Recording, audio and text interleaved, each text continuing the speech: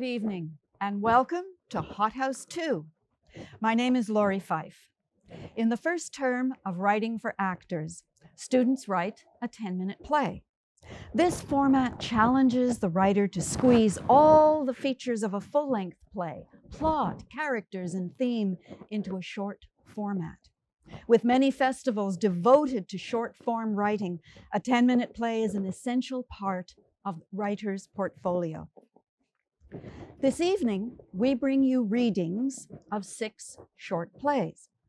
The subject matter varies, but be advised that many of the plays contain mature subject matter and strong language.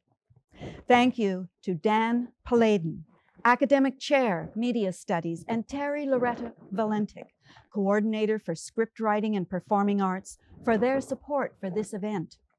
Of course, we couldn't bring you Hothouse without an ensemble of talented actors. Tonight, our cast includes professional actors Rachel Oyster, Sean Anthony, Hannah Gibson Fraser, Jackie Dutoy, and Megan Carty. We are also pleased to welcome on board Douglas Campbell, Chloe Tudor, Sydney Moon, and Maggie DeCady, all students in Algonquin's Performing Arts program. And thank you, of course, to our playwrights, students of the Scriptwriting program, Dylan, Evneet, Julia, Amani, Sydney, and Laurie Bowen, for your imagination and hard work in bringing these stories to life. Thank you to everyone involved in Hothouse for your patience and your talent, and thank you to you, our audience, for joining us for this online presentation. And now, I turn you over to the playwrights. Enjoy. Hello, my name is Dylan Somerville, and I wrote the play A Stormy Guest. Now, the genre that I usually write in is either fantasy or sci-fi. However, this play is a comedy, so it's quite different to the pieces that I would normally write. This play was inspired by a prompt where one character has to try to convince another of something. And what I wrote was in turn inspired by a short murder mystery play that I'd started in high school. Now, I normally like to make large and expansive worlds, so being able to give characters a lot of backstory and such comes easy to me. However, having to do it in a condensed format made it much more challenging. So it kind of tricked me into thinking that everything that wasn't pertinent to the story had to be cut. However, after editing it and rewriting it, I learned how to flesh out characters in a shorter time without having to resort to cutting stuff entirely. I'm hoping that you get a good laugh out of this play, and if ever you remember it, I hope it brings a smile to your face, even if it's just smirk.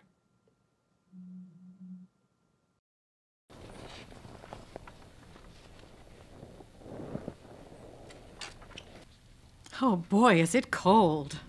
That storm is really something. Oh my. The weather hasn't been this bad in almost a year. At least my begonias won't need watering. Yes, probably not for another month. I'd hate to be trapped out there. Sound of someone knocking. Well, it sounds like someone shares your sentiment. Who could it be at this hour? Amy, can you get that? Probably... Amy? Oh, where has that sullen maid got to now? Margaret puts down her knitting, gets out of her chair to answer the door. Probably crying about her last breakup or some other pitiful event in that poor girl's life. Why haven't you fired her yet? She could do with a change in routine. She spends most of her off time crying in the servants' quarters, and even when she's working, she never gets anything done. Because going through the process of firing her and having to find a replacement is too much hassle compared to putting up with her antics. Enter Tyler, stammering, soaking wet and shivering. So, Margaret, who is it? Hello, how can we help you? Hello. Could I by chance take shelter here? Of course you can. Come in. What? No, of course he can't. Margaret, get this soggy vagabond out of my house immediately. Well, it's not like we're entertaining the Queen. Why can't he stay? Because we can't just let any random hooligan off the streets. What if one of our neighbors saw this? What if the Joneses saw this? I'd become the laughing stock of the entire golf club. Well, we can't just let him freeze to death. It's bucketing ice water out there. He needs help and a warm meal. I just need a towel and a warm place to rest. You know what? I'll even make some tea. That should warm you right up. But Margaret! Thank you for your hospitality. Don't get too comfortable. Just because my wife is making you tea doesn't mean you're going to be invited to stay. Please, my car broke down. I just need somewhere to warm up. And people in hell want ice water. Sometimes there are things that can't be offered. Margaret enters holding a towel, passes Here it you to go. Tyler. Here you go. Thank you. You can just take a seat next to the fire. Margaret, may I have a word with you? He takes Margaret aside. Margaret, I must insist you put an end to this immediately.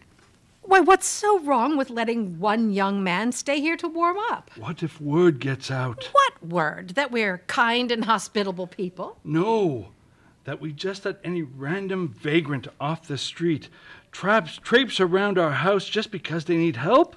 Margaret, you're being ignorant. And you're being paranoid.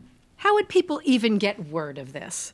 Sometimes the world rewards us for being kind to those in need. But we just can't give out all access passes to our house to anyone cold or tired enough to want them.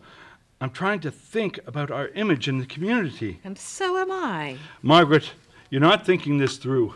If word gets out that we let some random stranger into our house, I could have a herd of hooligans breaking down my door.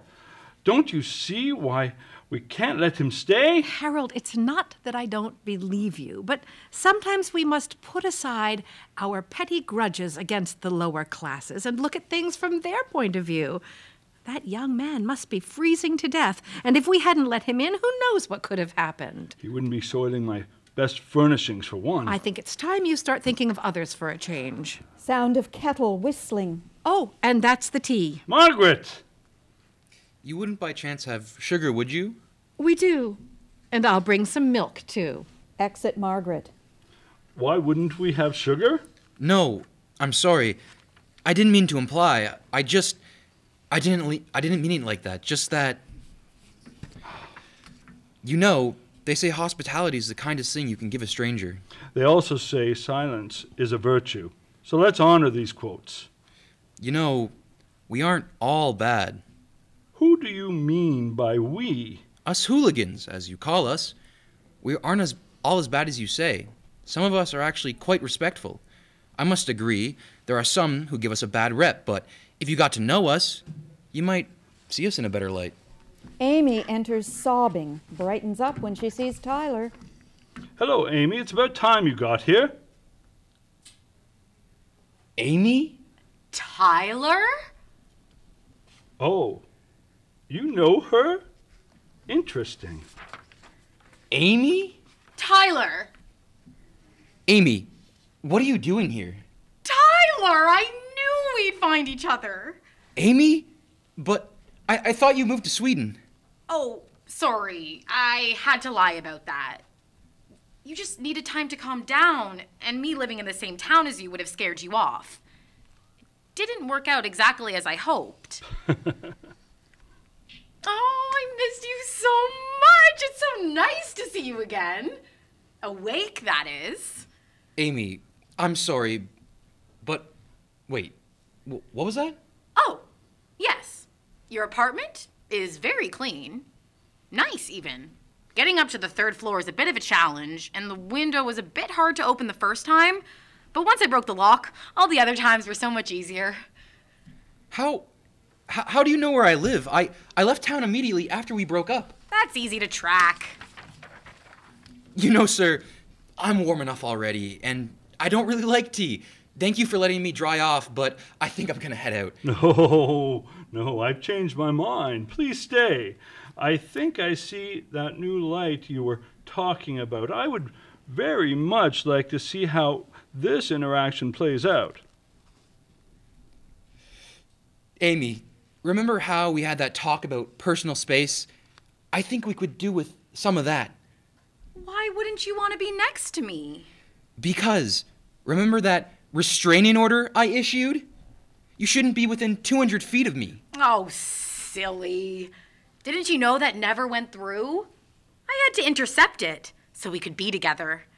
200 feet is too far for a relationship like ours. You're crazy. Crazy about you? Amy almost reaches Tyler before he screams and frantically escapes Harold's grasp. He runs off stage. No! Tyler! Come back! Please! Look, I've changed. Really. Amy chases Tyler off stage. Margaret enters with the tea tray. Now I have sugar, milk, and... Where did our guest go?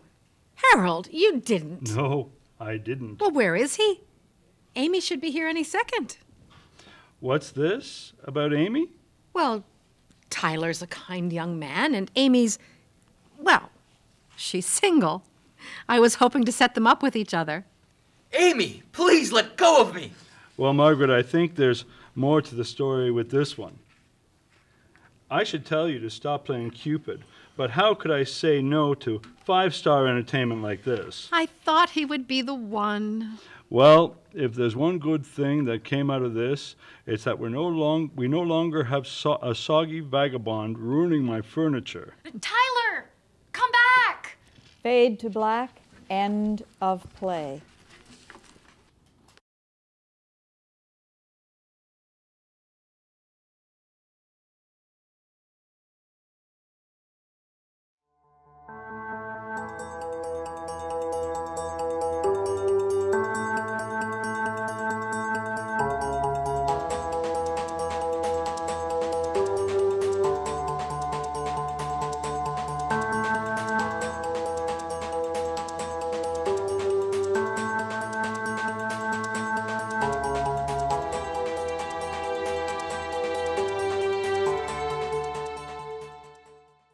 Hi everyone, I'm Ivneet Kaur and you're about to watch my play What Now?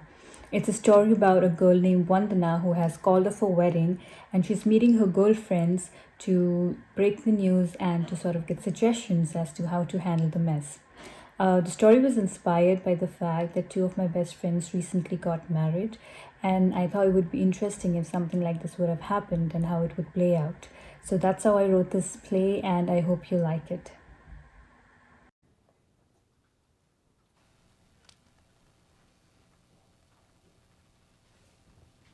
Lights up on a restaurant. Simran and Alina are sitting on stools next to a table. In the background is the bar counter. The ladies have their drinks in front of them. Are you done with your manicure? I'm supposed to go for it in 2 hours. What about you? You're all set, aren't you? Just left with the Mendy. What are you wearing? You haven't shown me your outfit yet. Oh, it is a sea green Shahara. Wait, let me show you.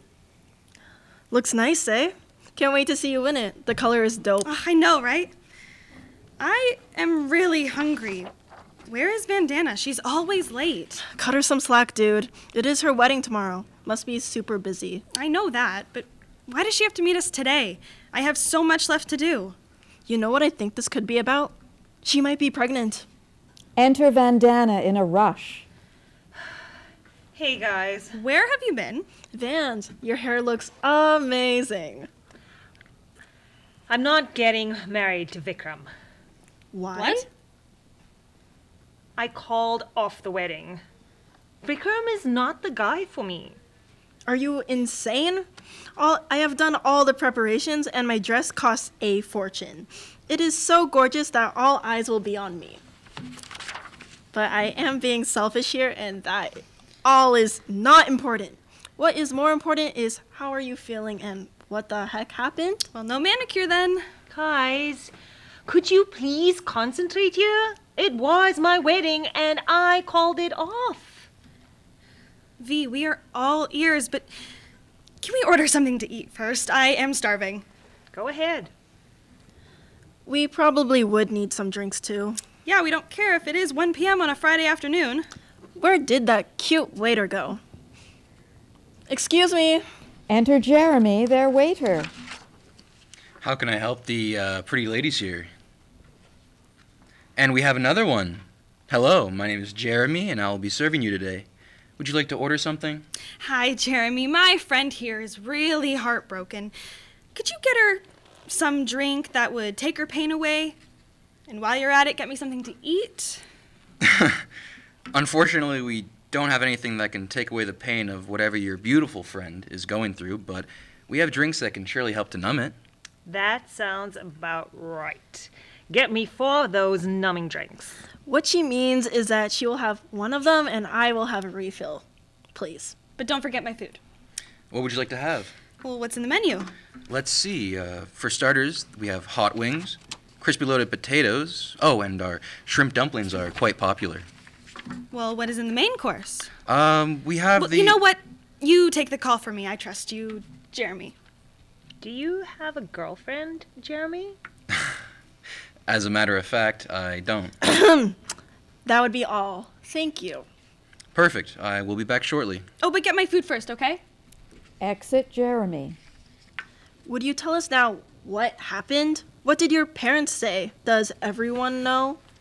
He thinks I am stupid and selfish because I'm spending too much money on the wedding. Duh. It is my wedding. It's supposed to be expensive and big. Well, so you just called off the wedding? That's a bit extreme. We constantly fight. Getting married would make things worse. We never agree on anything. Well, we agreed on one thing on the last one. Your wedding is tomorrow. Isn't it too late to call it off? Not anymore. Guys, I don't know what to do. This is a nightmare. I have been drinking since morning and I'm still sober. Well, what did your parents say? They never approved of Vikram. I don't know. I haven't told them yet. What are you waiting for? She wants to tell them at the wedding venue. I can't deal with this. I just went over to the venue. It is all decorated and the caterers have been paid. What am I going to do? I have to uninvite 500 people. Bandana puts her head down on the table. Enter Jeremy carrying a tray with food and drinks. So, I have the vodka martini here for the lovely lady, who is not to be disturbed, perhaps. Bandana rises, takes the drink, and starts drinking. Okay, I've got your refill here. Thank you. And for you, miss, here's your food. I got you a Malaysian curry bowl. It's a bit spicy, but I don't think you'd mind. Oh, this is so good. Don't you dare take another bite. I am miserable right now and all you care about is your food? I'll be around if you girls need anything. Jeremy goes to the bar counter. I am so sorry. So what's the plan now? Vans, you have less than 24 hours. You should tell your parents immediately. If you wait anymore, your guests will start coming. I say go ahead with the wedding. Take a divorce after. That would be less stressful. What is wrong with her? Vandana, give us the guest list. We should be calling people now. Okay, I'm calling Karana uncle from your father's side. What would you tell them? The truth? Leave that to me. I'll handle it. Hello? Is this Mr. Karana? Hi, I'm Simran, Vandana's friend? Yes, the tall one. Uncle, there is a slight change of plans. Vandana's mom isn't feeling very well. Well, she fractured her leg and it isn't looking good. So for the time being, the wedding has been called off. Or should I say postponed? Or, I know, it's quite late to inform, but I know. Also, could you do me a favor and post this news in your family's WhatsApp group? That would make it so easy for us. Thank you, Uncle. Goodbye. I don't appreciate you throwing my mom under the bus. But it's better than telling them the truth so that they can gossip around. Thanks. Oh, give me her friends and colleagues. I have a better approach. Hey, Nancy, how are you? Well, this is Alina. Bandana's friend? Do you have a moment? So I just heard from Bandana, and apparently the wedding has been called off. Please forward the news to your group. But keep the gifts around just in case, you know. Okay, bye. See ya. And that's how it's done. Just 500 more of those calls, and your problem is solved. It's my mom. Oh no. Does she know? Pick it up. Hello? Mom? Uh-huh. Uh-huh. Okay. Mom, let me explain. I'm not trying to get you to the hospital. That was Simran. Huh? I wanted to tell you, but I just couldn't. I'm sorry. No, it is not. It's not happening. Not the wedding. Calling off. Okay, I'll come and talk. Kurana uncle is the worst. What now? Should you talk to the venue and catering people again? They just wouldn't take me seriously. They think that I'm having cold feet and then I will come around. They want to speak to Vikram to confirm, and then I have to remind them that I am not with him. That is the whole point. You should talk to Vikram. See if he can convince them. I don't want to talk to him. Well, why not? I thought you said that the decision was mutual. I'm sure he won't hold any grudges. It's not that. I just feel that if I talk to him, I would want to get back together. I still have feelings for him. Really? Then why do you keep flirting with the waiter? Did you ladies call me? We're good. What? I'm trying to get Vikram out of my head. It's difficult for me, guys. We get it. Plus, I don't know if I will get my money back. Yes, this is me. Uh-huh. Uh-huh. Okay. Really? That would be great. Thank you so much. Who was it? I'm getting my venue money refunded.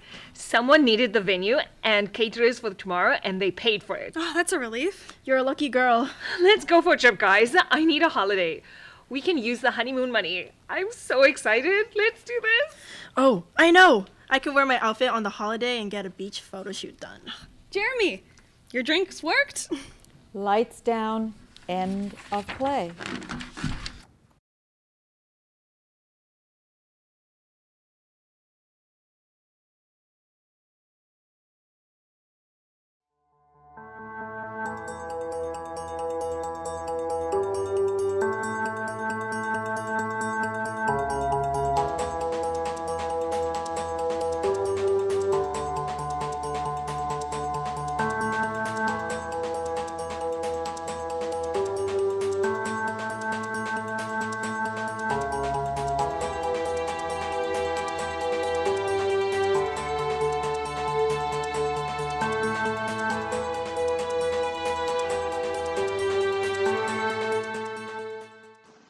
Hello, my name is Julia Duda, and my play is titled The Lighthouse Was Out.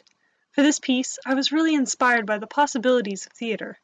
What I hope to show is the beauty of a simple setting and a sense of humanity in its cast of human and non-human characters.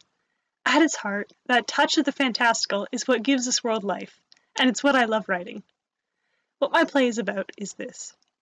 In the second year of the War of 1812, an American privateering vessel slams into the rock of the Nova Scotian shore. Young, loyal Marco is thrown overboard. He meets merfolk in the shallows and begins to unravel the mystery of why his ship crashed. I hope you enjoy it.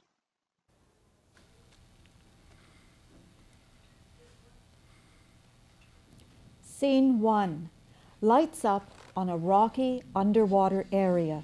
Blue light shifts as waves move overhead. Occasionally, the beam from a distant lighthouse passes over. Streams of kelp wave from rocks. A young privateer, Marco, lies in the center draped over a rock. The rocks! He freezes, notices his surroundings. He twists to take it all in. He's having a hard time standing. Underwater. Enter Lyra. Her movements are graceful and fluid. Calm down. You're not drowning. What happened? My ship, I think it hit the rocks. Who are you? My name's Lyra. Marco. I'm so glad the question wasn't what. Hello, pleased to meet you. Now what are you? Always such a rude question. Lyra circles Marco, inspecting him. You're prettier than most who've drowned around here. I drowned? Enter Serene, also graceful underwater. You? Back off, Serene. This human is mine. My discovery. I just wanted to meet the newcomer. Hello, human. I'm Serene. Marco. Don't outstay your welcome. What's in this area is mine, and you're not taking it from me. You think I want this area? Hiding under rocks so that the Lightkeeper doesn't see me? That'd be a nightmare. You're brave, Lyra, but not. You're brave. Wait, there's a lighthouse? I could kill the old man whenever I want. His gun doesn't scare me. Can you stop fighting and tell me what's going on? God, Lyra, you didn't tell him he drowned? Of course I did. I'm still very confused, though. Perfectly natural. I was too on my first day. Are you an American? Many who die around here. British. I noticed. You dress like a pirate, American. I'm a privateer. Fighting whom? The British. Do you hold the fight against us? No. Neither of you, actually. You're both very charming. There's just a war on is all. Blue light, so slowly joined by pink and purple. Is it very serious? It's been going on about a year. My ship was pretty well known. God, you must be cold. There's a warmer area nearby if you'd like. We don't usually feel it. Serene and Lyra begin to exit. Coming? I can't swim. Lyra and Serene move to either side of Marco and help him exit. Light fades on the trio. Scene 2. Lights up. We are still underwater, but elsewhere. Enter Marco, Serene, and Lyra. I never really learned to swim, but it's easier now. You're getting used to it. Faster than most. Maybe we're good teachers, right, Serene? Not that you should be staying around much longer. You said something earlier. There's a lighthouse. Of course. My father used to tell me a story about these treacherous rocks. Didn't you see the lighthouse? There was nothing. I just saw the rocks as we hit them. We didn't know where the shore was. Did anyone else survive? Absolutely not. Tell us, Marco, why did you choose piracy? Privateering. It's only been a few months since we got the letter of marque. Just wanted to fight the British, I suppose. And having a letter from the government that says I can sink them is twice as good. The British shouldn't have any more power than they already do. A few hours ago, the lighthouse went dark. That was just before your ship arrived. The keeper let the light go out? For what? Did he have something better to do? Did he have to go piss and thought, they'll figure out where the rocks are? I had friends on that ship. Now they're all dead. I've seen when the lighthouse's fire goes out. Serene. He should know. Marco, that wasn't it. What? The light can go out, but it can be covered. The keeper knew. Marco. He knew we were coming, and he killed us. Marco, wait. Why would the keeper do that? You spent more time near the lighthouse. Wouldn't even leave the area when you came north a few months back. You know the keeper better. Old man talks to himself while he walks the beach sometimes, yells at the sea.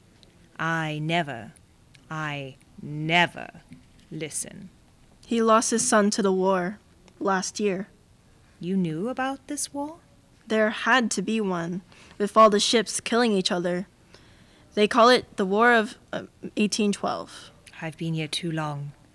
I'm not seeing what I should.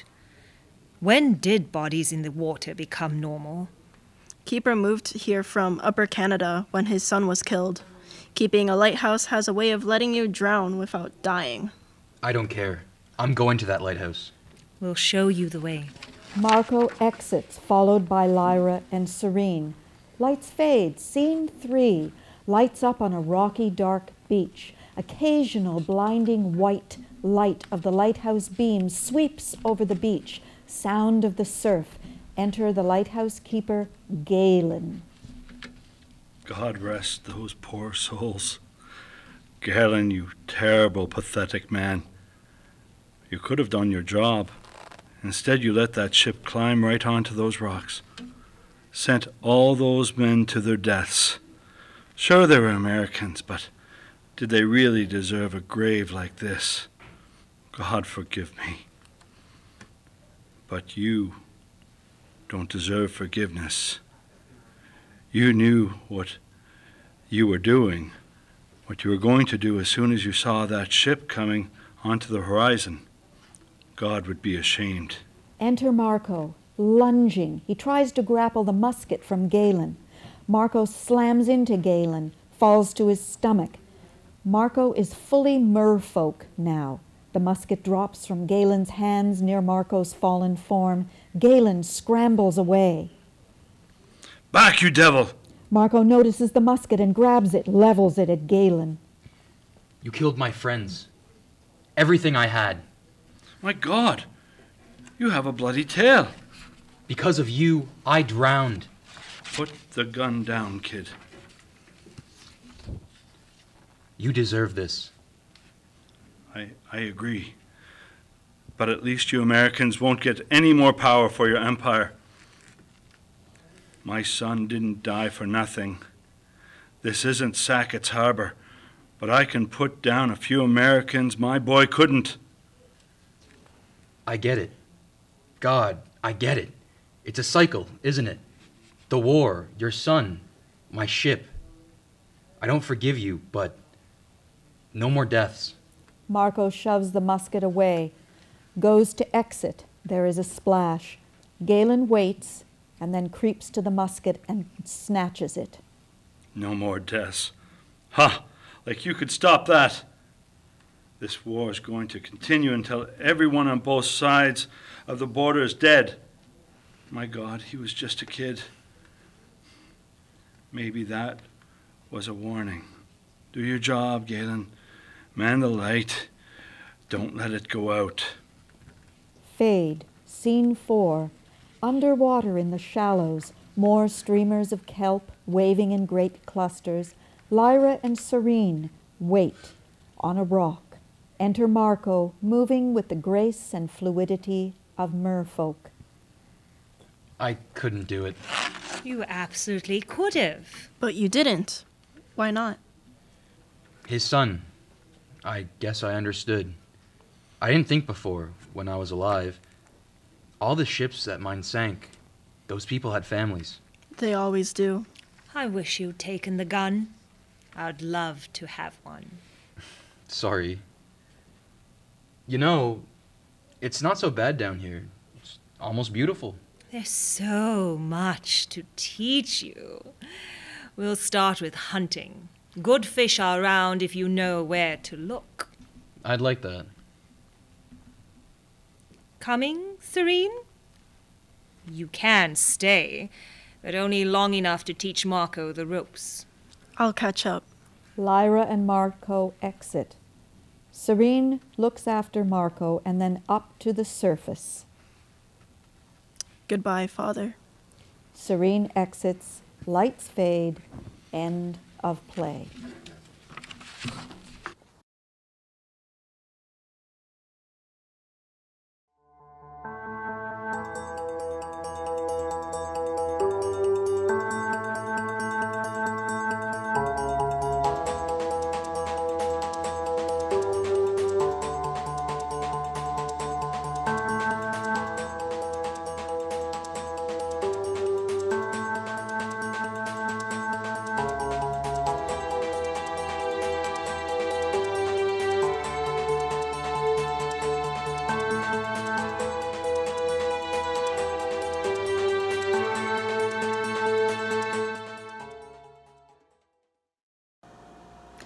Hello, my name is Amani, and I'm very pleased to present to you today my 3-act play, Please, No Way, How Could You? What started out as 3 separate in-class writing prompts ended up being a love story. Really, a love story. Mr. Mandor pleading with Miss Ford to permit his wife Lily, who's in labor, admittance into Memorial Maternity Hospital, even though he has no insurance but promises to pay a few days later. I'm inspired by love, and I'm always trying to explore it. And therefore, the story is about one man and what he would do and how far he would go for the woman he loves. I'm also inspired greatly by Bollywood, and therefore this play is an homage to the beautiful, eternal, and mystical Indian culture. I have so many people to thank: my family, my friends, and my husband, who inspires me to write beautiful love stories every day. Thank you, and I hope you enjoy my play.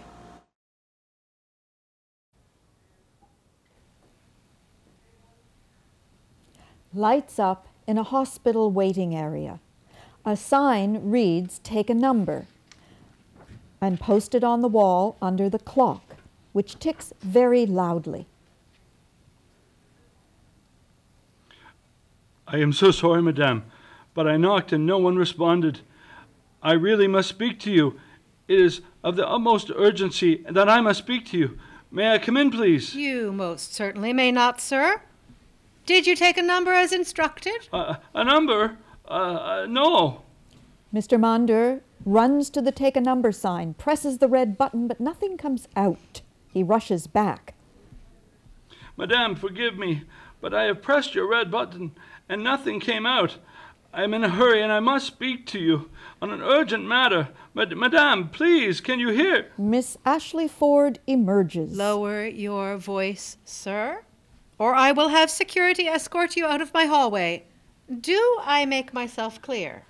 I am so sorry, madame. I did not mean to raise my voice, but it is my wife, you see. She needs... I don't care who it is that wants or needs to see me. You are supposed to take a number like everyone else and wait for that number to be called. I tried, madame, but as you can see, it is not operational. Madame this, madame that. Will you stop calling me madame? It is Miss Ford. Miss Ashley Ford. Mrs. Ford, most honorable Mrs. Ashley Ford, I am desperately in need of your urgent assistance. My name is Jatinder Mandur, and my wife... If she so desperately needs to speak to me, then why is she not here herself? That's the thing, Mrs. Ford. She can't. She is currently indisposed, and I am here to plead with you. Our situation, we are running out of time, literally. You do realize that when that clock ticks 5, which is, as you can see, in less than 7 minutes, my day is done and I will be on my way out. So why don't you and your wife come back on Monday and I will see what it is that you need to speak to me so desperately about, and if I will be able to assist you. Have a good day, sir. She goes into her office. He intercepts her. I cannot let you do this. You do not understand. These last minutes are crucial, you see.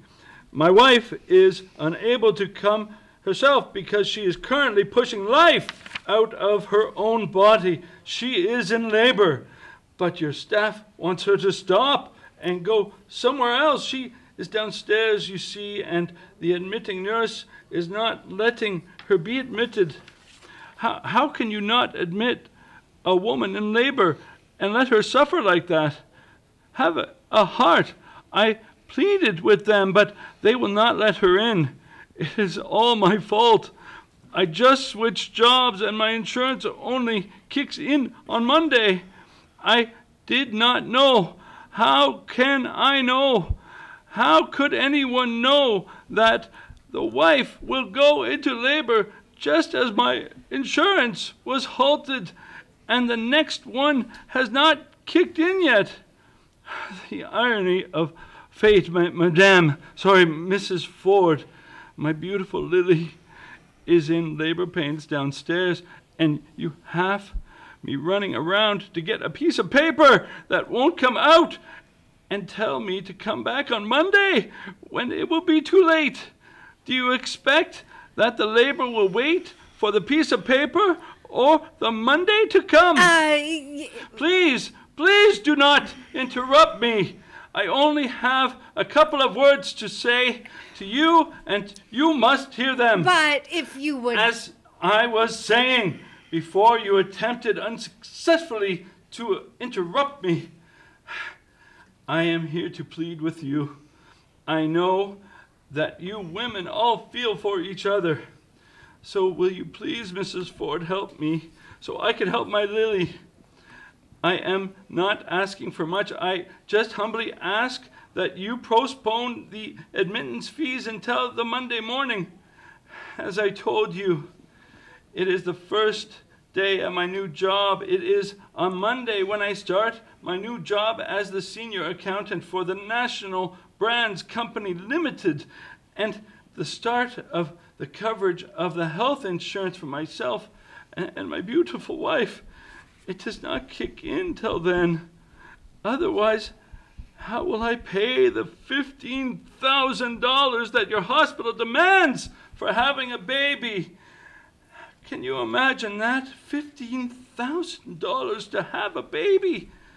I'm not a rich man. I never claimed to be, but my Lily did not care. She defied her family to make me her husband. Today of all days, I wish I was not me, and that I was the man her family wanted for her, rich and powerful, from a great family who is able to pay the hospital fees for his wife in labor. Mrs. Ford, I am not the man my Lily deserves, but I assure you, I am a man of my word, and the insurance company will pay the money on Monday, as it's stated on my employment contract. Look, here's my contract. It says right here, under health coverage, what more can I say so you will believe me? I myself was born in the endless cotton fields. My dear departed mother went into labor pains and brought me into this world alone with no one there to help her. Then she used a rock to cut off the life cord that tied me to her, then wrapped me and placed her in her chakra on her back and kept on collecting cotton, like all the women in my village who have been giving birth in fields. It costs nothing. They go out to the fields pregnant and they return home with a baby in their arms. No money paid. If you I am not done. Please do not interrupt me. Just give me a moment to tell you what I know firsthand.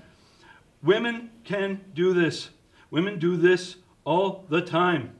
But here you demand this money, which I do not have, and deny my wife admittance into your hospital. Shame on you! Where is your compassion? What kind of a woman are you? I know the kind of woman you are. You are not the one who will expect me to contact my beautiful wife's Lily's family and beg them for the money. You will not give them the chance to enjoy the inability to take care of my own wife and her hospital bill. You will not help them to take away my dignity, Mrs. Ford. I will pay your money on Monday. You are this kind of woman, from one accountant to another. Are you done? Yes, yes, I am quite done. But I have not heard your answer yet. I am waiting. Sir, what is your name? Or, actually, that doesn't matter. What is your wife's name? Why? Why do you need her name? I am right here in front of you. Are you the one with the baby about to pop? Are you the woman in labor who is currently screaming as she waits to be admitted into the maternity ward? Her? No! Shh! Do not interrupt me again. If your wife's name is Lily Carawander Mandur, The amount of $20,000 was sent by international wire transfer from Bombay, India, from Mr. Saurundar Kindra Kawandar, and this amount has been placed into her account here at the hospital. What? How? Who exactly? You may collect the balance of your deposit once all your bills are paid and your wife is released out of the hospital upon the attending physician's recommendation, of course. Now, your wife went into labor 10 minutes ago. Go wait for her and your child. Good day, Mr. Mandur. Miss Ford returns to her office and slams the door. Thank you, Mrs. Ford. You are a great woman. Mandur exits. It's 5 p.m. End of Act 1. Act 2. Lights up to illuminate a hospital room. A woman is in the bed holding her newborn baby. It's Mrs. Lily Mandur, and she is singing a lullaby in her native Hindi language. May I come in? He enters holding a pink teddy bear. Hello, my love. Or should I say, my loves. I am happy with both. Come say hello to our baby girl. She is so beautiful, Lily. Look, Beta, Daddy got you a present. And Mommy is jealous already. I have been replaced. No one will ever replace you in my heart, my beautiful Lily. You are now also the mother of my child.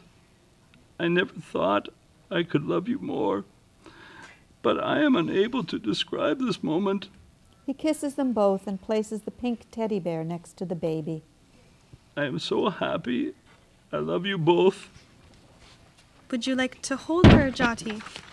Are you sure? She's so tiny, my love. Don't worry. I'm right here, and you're a natural. Come here. Hold her head in the palm of your hand. Yes, that's it. Now rest her body on your arm and hold her with your other hand. She is so beautiful, my love. Just like her mommy. Have you decided on a name? Or do you need more time to consult with your family? There will be no talk of my family, Jati. We agreed. It is just you and me and our baby. They made their choice and I made mine. And to answer your question, yes, I have made up my mind on her name. Oh, that is wonderful news.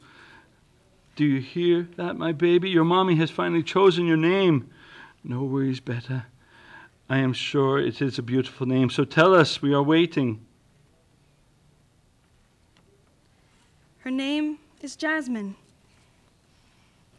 It can't be. Are you serious, Jasmine? Our baby's name is Jasmine? Yes, Jasmine from Walt Disney's Aladdin. And that makes you Sultan. Of course I am. Princess Jasmine from Walt Disney's Aladdin. And you know, you're right. That means I am a sultan. You are the Sultan of my heart, Jati. Lights fade to black. End of play.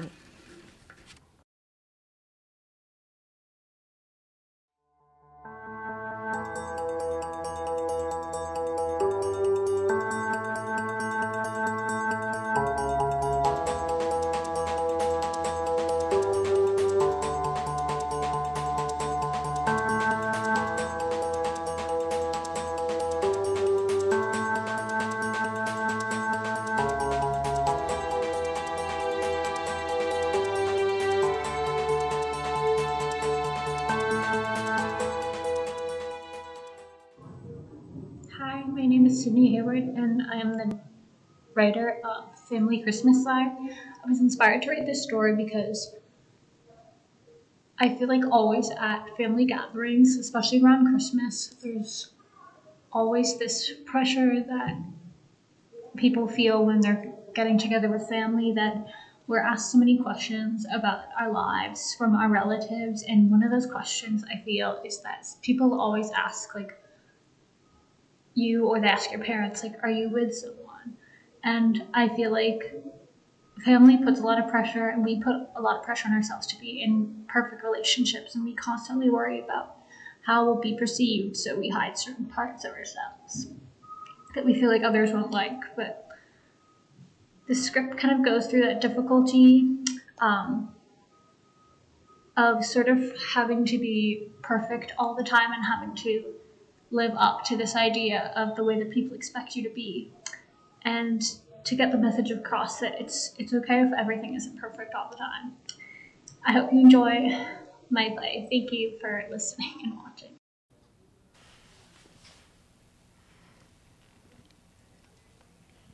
Scene 1.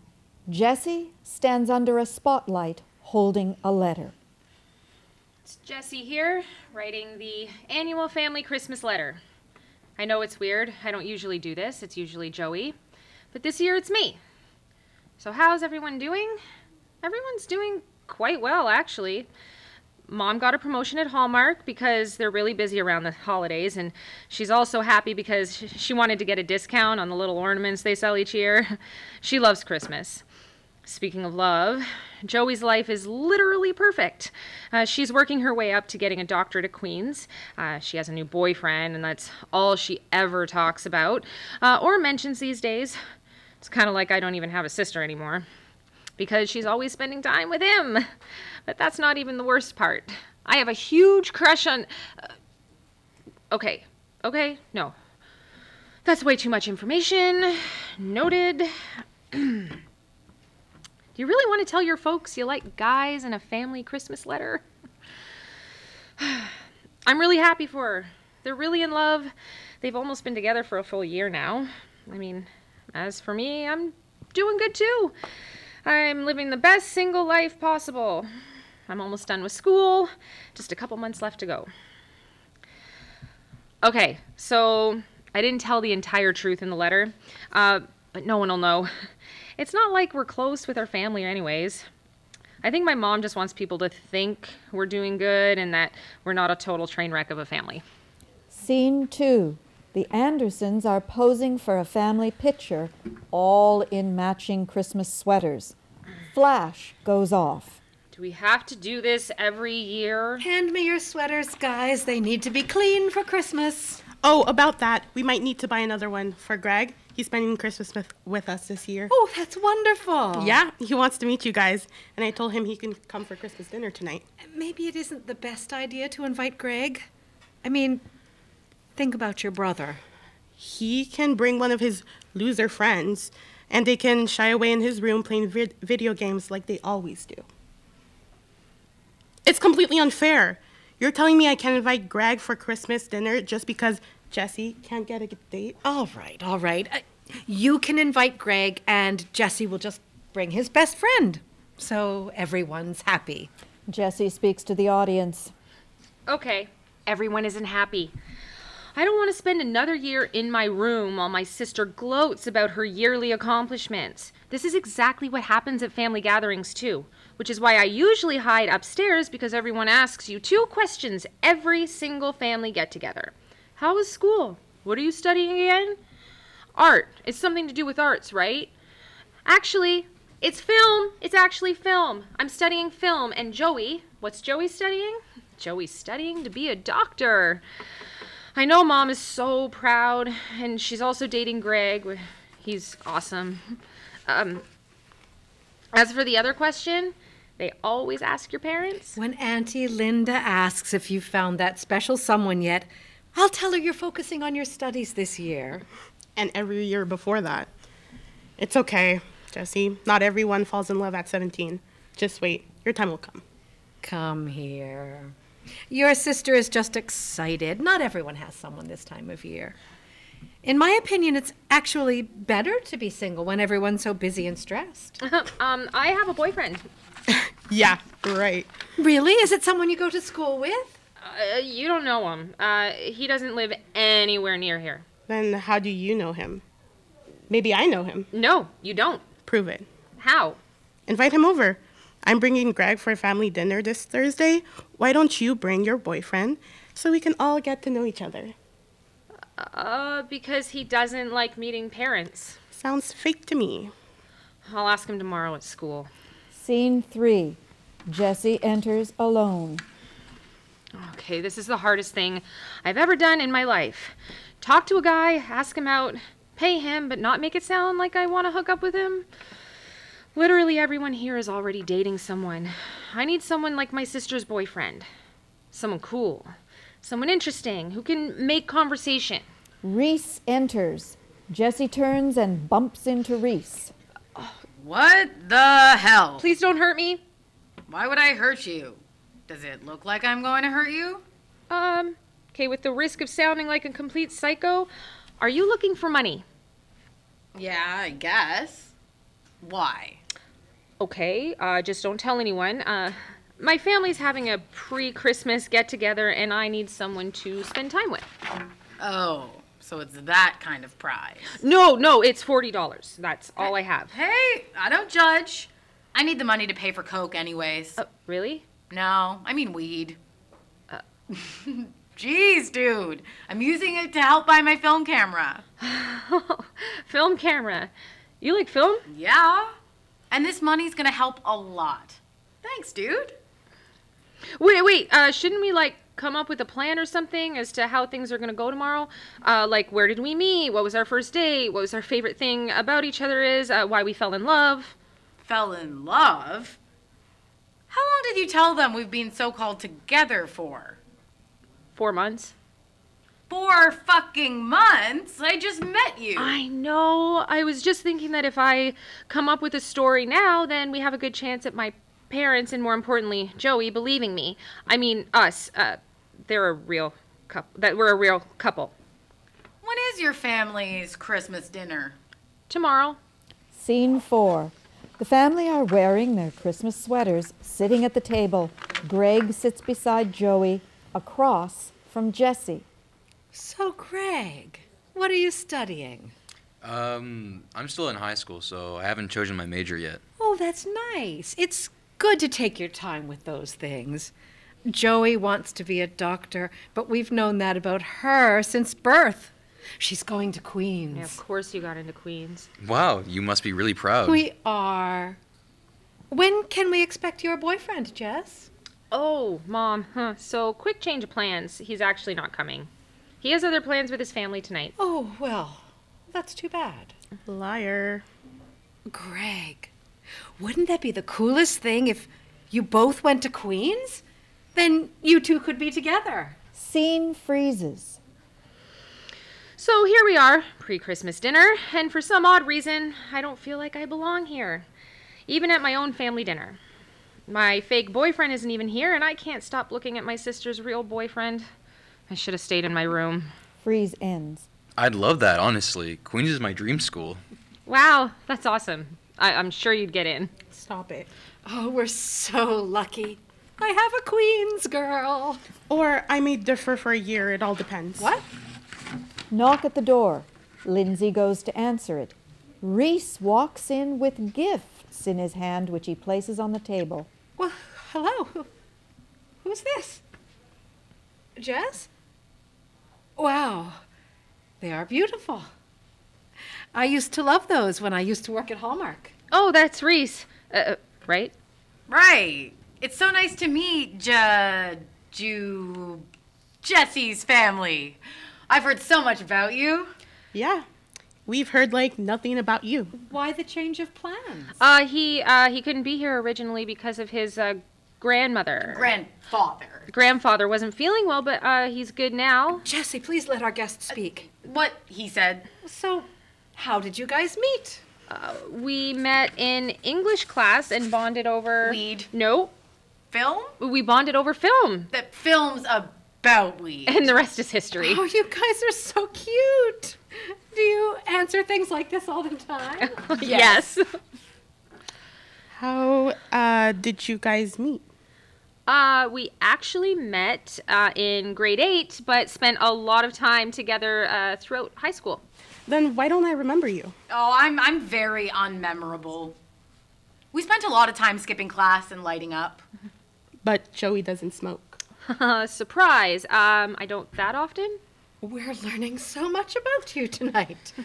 Yeah. Reese, what's your favorite thing about my brother here? Honestly? Well, his taste in film is amazing. If I could work with anyone right now, it would be him. He's also really talented. Jess doesn't know this, but I'm familiar with his work. I see it on YouTube all the time. Plus, he's my boyfriend, so I love everything about him. I'm so happy for you two. Kiss, kiss, kiss. In front of you guys? Kiss. No Reese, way. Reese goes to kiss on the cheek. Jessie kisses him back on the lips. Jessie breaks from the kiss. Wow. I can't believe Jesse actually has a boyfriend. Good for him. Perfect time for desserts. I'll help. Everyone gets up from the table. Greg goes into the kitchen and Jessie follows. I'll help too. So, Reese, you're going into college too. Are you considering university? Maybe Queens? Could you please stop talking about Queens? But you were good enough to get in, so why are you complaining? This dinner was also to celebrate you getting into Queens. I can't wait to get my I'm a Queen's Mom sweatshirt. I wouldn't plan on getting it. Why not, honey? Why do you want it so badly? I want to show the rest of the family how proud I didn't get into Queens. They rejected me. Why don't you put that in your Christmas letter and tell everyone in our family how there's way too much pressure on this planet to get into fucking Queens? Oh, why did you tell us? We can talk about it. Joey walks up to her room. Lindsay follows. I can't believe I just had my first kiss with a guy I barely know. Okay, my first kiss in general. It just feels weird, though. I used to think Reese was just this odd person who just got high all the time, but he's actually really funny and nice. But I can't actually be falling for him, though. What about... Oh, sorry. Oh, no, I'm sorry. I'll get out of your way. Oh, don't worry. I know we've never actually, talked before, but you went to the same school as me. I think you were a grade ahead. Enter Reese. My sister's really lucky to have you. I think you'd definitely get into Queens if you wanted to. I'm sorry, I'm talking too much. Don't worry, bud. Sorry. You apologize way too much. What are you doing? Going home. Why? Dude, you just kissed me and then I saw you flirting with your sister's boyfriend. That wasn't flirting. Yeah, I know. You touch your ear whenever you're nervous. No, I don't. Dude, you kissed me. But I know you like Greg because the whole night you were staring at him. You kissed me first. But you kissed me back. I did this for you because I felt the same way before. My brother is the same age of me, has been with the same girl for 4 years, and that makes me feel like I'm going to end up alone. Tonight made me feel like that might change. Reese, I've had a crush on Greg for 4 years, and the kiss, I just wanted to prove us to Joey. I know. Like you said, it was fake. I'm sorry. Merry Christmas, Jessie. Reese exits. Jessie walks into the kitchen. Where's Greg? He left. He said he was going to call me later and tell me about all the things he loves about me so I wouldn't be so sad. A good boyfriend. Yeah. Where's yours? Oh, he left and he's not my boyfriend. You just always seem so happy around Greg and he loves you back. I just wanted a little bit of that for myself, but I couldn't get a boyfriend because I'm me. Don't say that, Jess. Everyone deserves love, even if it's super annoying little brothers. And I think he really likes you. I can't believe you thought you could lie to us, though. I can't believe I thought I could lie to Mom about not getting into Queens. You didn't get into Queens? You should have. That doesn't make sense. You're so smart. I guess I'm not the super perfect sister that your letters make me out to seem, huh? That reminds me. Jessie takes the letter out of his pocket. I have something I need to do. Scene 5. Jessie walks up to Reese. Jessie hands him the money. I know you probably don't want to talk to me, but here. I don't want your money. I've already forgotten about it. Look, I just wanted to say sorry. I never should have put you in that situation. I really hope you can forgive me. Maybe. Would it help if I said that I think you're really cool? Jessie touches his ear. Hey, you're doing that cute ear thing again. Really? I didn't even notice. Maybe we could hang out sometime? I'd really like that. Scene 6. Jessie speaks to the audience. It's Jessie here again, writing the annual family Christmas letter. I know it's weird, I don't usually do this, it's usually Joey. But this year it's me. So how's everyone doing? Everyone's doing okay. Mom's still working at Hallmark. She loves Christmas. Speaking of love, Joey has fallen in love with the idea of watching The Good Doctor. Although she isn't going to Queens this year, she's already writing her application for next year. She also has a new boyfriend, and that's all she ever talks about or mentions these days. It's kind of like I don't even have a sister anymore, but she's always spending time with him. But something that happened recently made a lot of us closer, and it makes me happy to see her happy. As for me, I'm doing good, but not perfect. I have a new friend, and things are all right. I don't think that's too much information. Fade to black. End of play.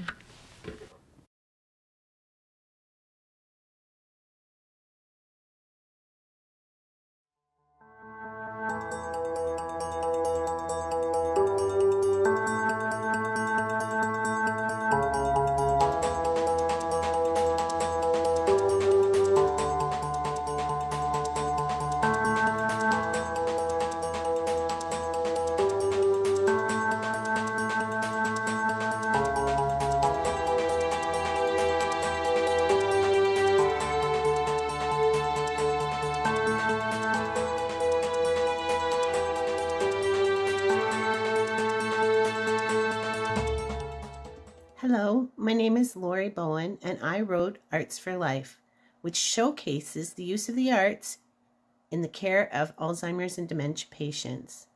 Art, music, dance, dramatic art, and writing are all integral parts of the long-term care facility where the main character, Ron, lives. Like most families, the decision to put Dad into a long-term care facility was wrought with sadness until they found Hilltop Manor, the only long-term care facility in Ontario, in Canada, that is completely Montessori-based. Maria Montessori had this philosophy that we could increase people's self-esteem by assigning meaningful roles and providing lots of opportunity to participate in the arts. This is dedicated to my Auntie Ida, who died from Alzheimer's. Please visit dementiaability.com for more information. Thank you.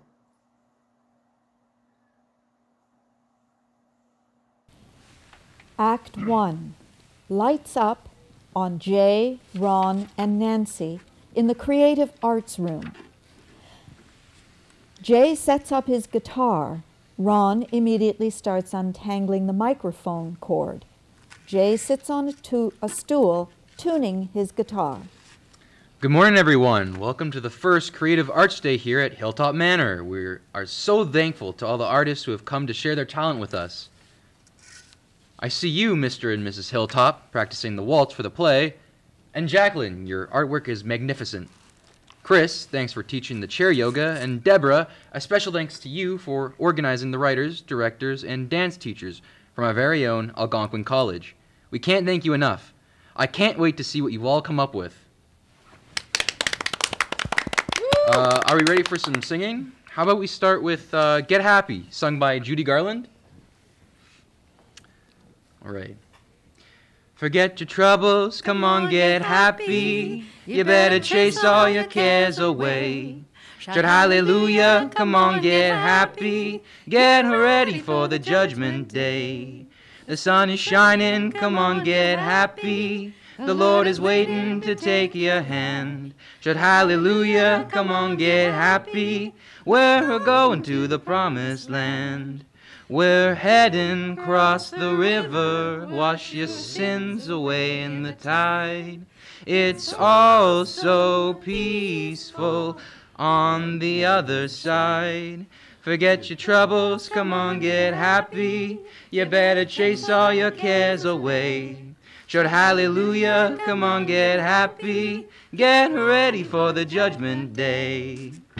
All right, let's try that one more time. Dancers, feel free to get up and dance. The song is repeated with dancing in the aisles. Wow, that was amazing, everyone. Great dancing, too. Welcome to the Creative Arts Day here at Hilltop Manor. We are so glad you joined us. Your families will be joining us very shortly for lunch. And after lunch, everyone who wants to is going to share with us their song, piece of art, dance, or skit that they've been working on with our artists this morning. It's going to be a great day. Thanks to Nancy for organizing everything. We will be having a visit from the animal therapy program, and I think there was even a miniature horse or two that were going to be here, along with some dogs and cats. This is the first Montessori-based program in a long-term care home in Ontario. How about one more song before we head off to lunch? Yes. This one's my dad's favorite, Blackbird by the Beatles. Can we have the lyrics up on screen, please? Words appear to Blackbird. Jay starts to play the intro and sings into the microphone. Blackbird singing in the dead of night. Take these broken wings and learn to fly. All your life, you were only waiting for this moment to arise. Blackbird singing in the dead of night. Take these sunken eyes and learn to see. All your life, you were only waiting for this moment to be free. Blackbird, fly. Blackbird, fly into the light of a dark black night. Blackbird singing in the dead of night.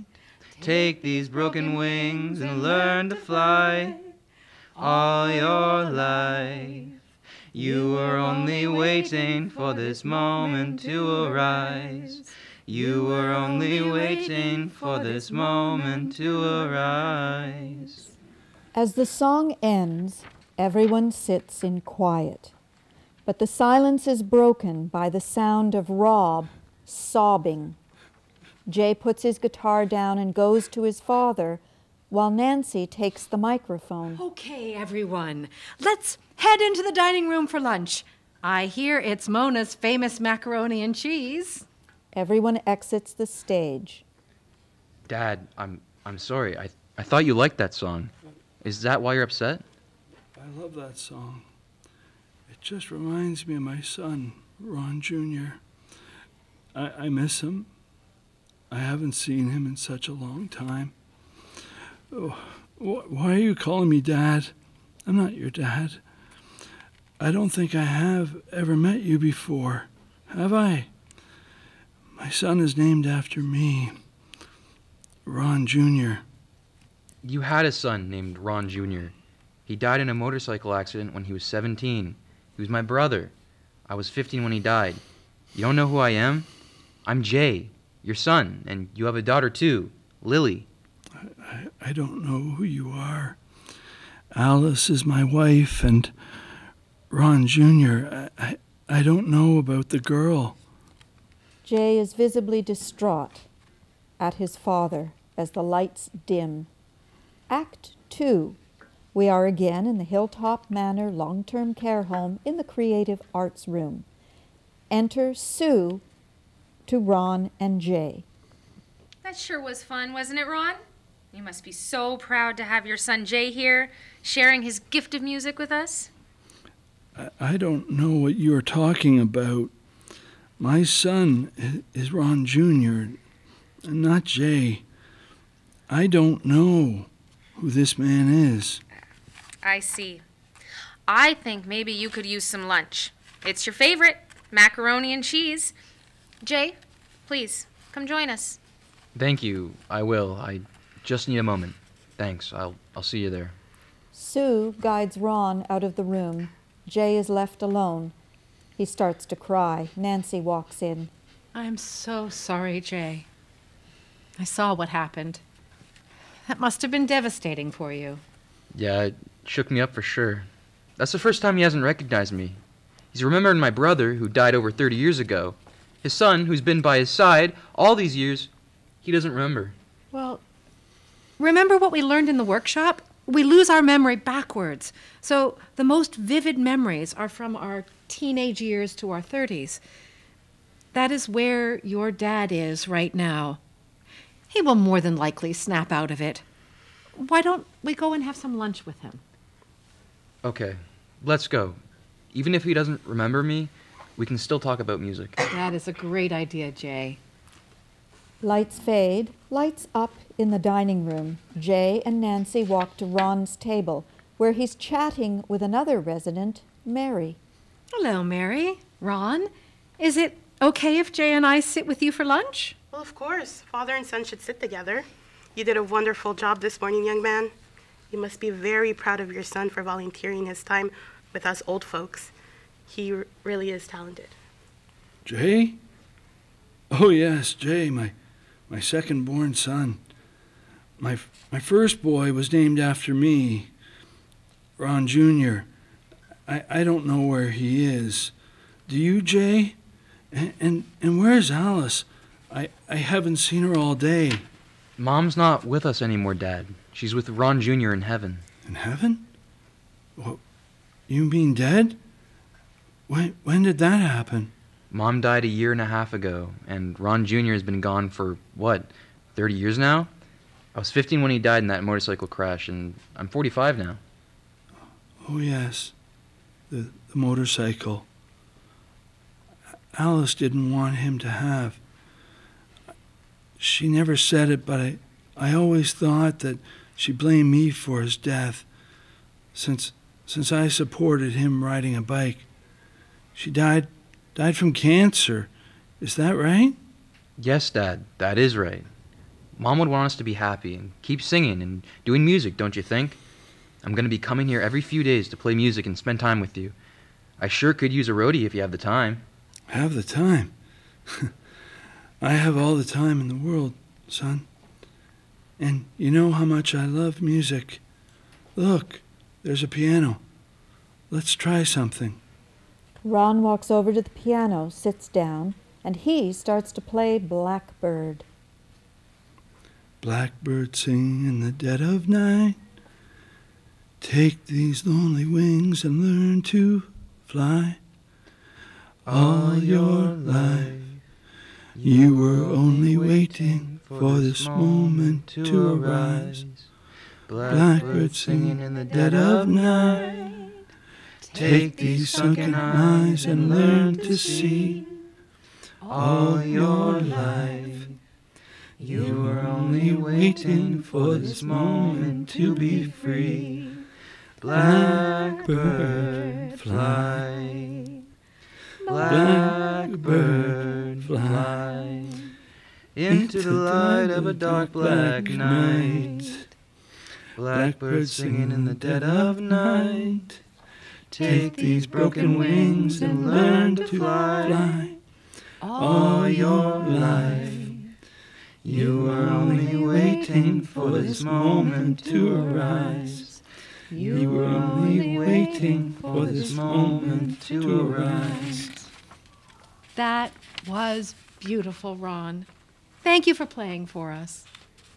How about we take our broken legs, our fading eyes, and learn to fly back to the creative arts room, where we will dance and sing and be entertained by our peers.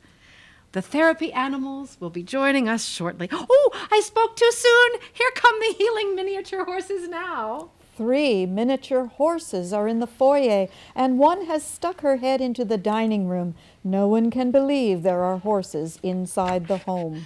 Okay, staff, let's get everyone settled back in the creative arts room, and the minis will be coming around to see everyone. Did you see that, Jay?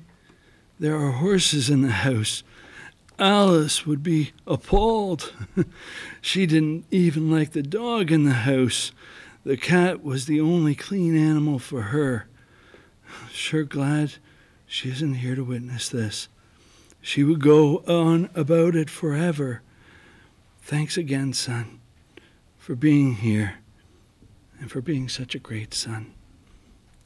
I don't know what I would do without you. Ron and Jay embrace as the lights fade. End of play.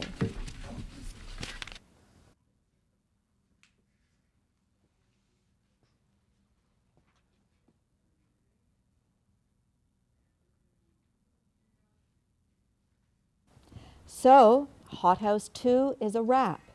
Our sincere thanks to Matt McCooey and all the creative and dedicated students here in the TV studio for their work bringing Hothouse to your home viewing.